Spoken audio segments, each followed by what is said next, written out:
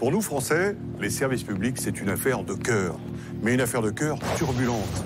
Parce que nos attentes sont fortes, notre jugement est loin d'être tendre.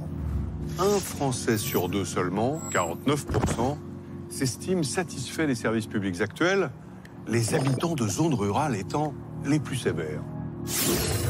Même constat sur l'utilisation de l'argent des impôts par les services publics. Seuls 32% d'entre nous pensent qu'il est bien utilisé, alors que 68% pensent le contraire.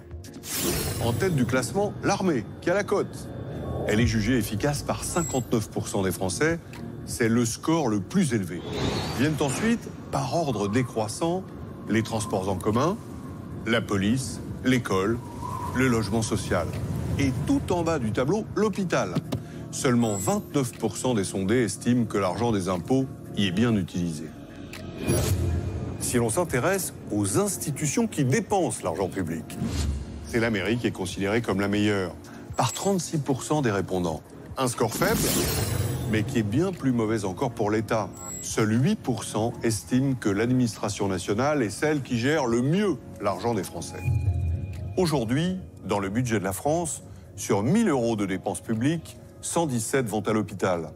Si les Français faisaient eux-mêmes la répartition, l'hôpital recueillerait bien davantage, 272 €. L'éducation reçoit, elle, 97 €.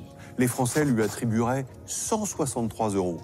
Quant à la police et la justice, maigrement dotées avec 30 €, elles tripleraient leur budget si les citoyens décidaient à 105 €.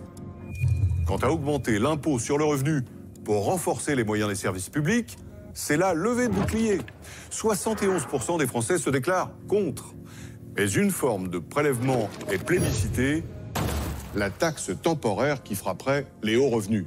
Sur ce programme, 75% des Français se retrouvent, de gauche comme de droite. Pas d'augmentation de la fiscalité donc, sauf si ce sont les riches qui payent.